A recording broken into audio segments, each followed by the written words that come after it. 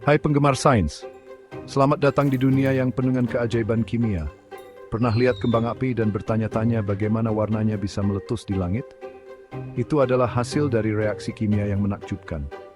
Atau pernah bikin kue dan melihatnya mengembang di oven? Proses ini juga melibatkan reaksi kimia yang membuat adonan mengembang. Nah, itu semua contoh reaksi kimia loh. Reaksi kimia adalah bagian dari kehidupan sehari-hari kita.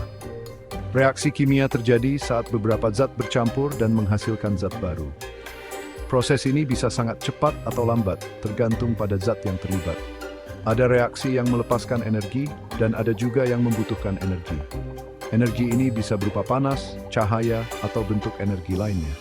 Sekarang, kita bahas dua jenis reaksi kimia yang penting, eksoterm dan endoterm. Kedengarannya rumit ya? Tenang, sebenarnya mudah kok. Kita akan memecahnya menjadi bagian-bagian yang sederhana. Di video ini, kita akan menjelajahi dunia reaksi eksoterm dan endoterm yang seru, dan belajar cara membedakannya. Kita akan melihat contoh nyata dan eksperimen menarik. Siap-siap takjub dengan sains yang terjadi di sekitar kita. Mari kita mulai kimia kita sekarang. Reaksi eksoterm itu seperti ledakan kecil yang melepaskan energi dalam bentuk panas, cahaya, atau suara yang sangat terang. Bayangkan api unggun yang berkobar di malam yang dingin dan gelap. Saat kayu terbakar, api melepaskan panas yang membuat kita merasa hangat dan nyaman. Nah, itu tuh contoh reaksi eksoterm yang sering kita lihat. Contoh lainnya adalah penghangat tangan yang kita pakai saat musim dingin yang sangat dingin. Saat kemasannya dibuka, bahan zat berada di dalamnya bereaksi dan berubah sangat hangat dan nyaman.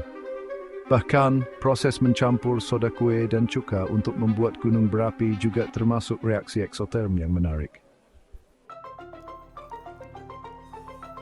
Reaksi endoterm itu kebalikan dari reaksi eksoterm. Dalam reaksi eksoterm, energi dilepaskan ke lingkungan, biasanya dalam bentuk panas. Reaksi ini tidak melepaskan energi, tapi menyerap energi dari sekitarnya. Energi yang diserap ini biasanya dalam bentuk panas, menyebabkan lingkungan sekitar menjadi lebih dingin. Coba ingat apa yang terjadi saat kulit kita terbakar sinar matahari. Sinar ultraviolet dari matahari memicu reaksi kimia di kulit kita. Sinar matahari menyebabkan reaksi kimia di kulit, sehingga kulit terasa panas saat disentuh. Ini adalah contoh reaksi endoterm yang terjadi di tubuh kita.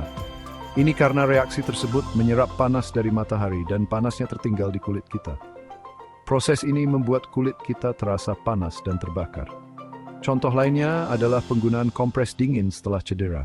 Kompres dingin membantu mengurangi pembengkakan dan rasa sakit. Saat kompres dingin diaktifkan, zat kimia di dalamnya bercampur dan menyerap panas dari lingkungan sekitar, sehingga kompres terasa dingin. Ini adalah contoh reaksi endoterm yang bermanfaat. Reaksi endoterm mungkin tidak seheboh reaksi eksoterm, tetapi sama pentingnya. Mereka memainkan peran penting dalam banyak proses alami dan aplikasi sehari-hari. Jadi, bagaimana cara membedakan reaksi eksoterm dan endoterm? Kuncinya ada pada panasnya. Mari kita lihat lebih dekat bagaimana kedua jenis reaksi ini bekerja dan apa yang membuatnya berbeda. Reaksi eksoterm melepaskan panas, sehingga lingkungan sekitarnya menjadi lebih hangat. Contoh yang umum adalah pembakaran kayu atau bahan bakar, di mana energi dilepaskan dalam bentuk panas. Reaksi endoterm menyerap panas, sehingga lingkungan sekitarnya menjadi lebih dingin. Misalnya, proses pencairan es atau reaksi kimia dalam kantong pendingin. Ingat, eksoterm melepas panas, terasa hangat. Ini bisa dirasakan saat kita memegang benda yang sedang bereaksi secara eksoterm.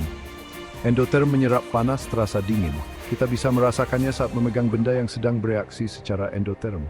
Baik itu kehangatan api atau dinginnya kompres dingin, reaksi eksoterm dan endoterm terjadi di sekitar kita. Mereka memainkan peran penting dalam banyak proses alami dan teknologi. Dengan memahami reaksi ini, kita bisa lebih menghargai dunia kimia yang menakjubkan dan bagaimana kimia membentuk kehidupan kita sehari-hari. Pengetahuan ini membantu kita dalam berbagai aplikasi praktis.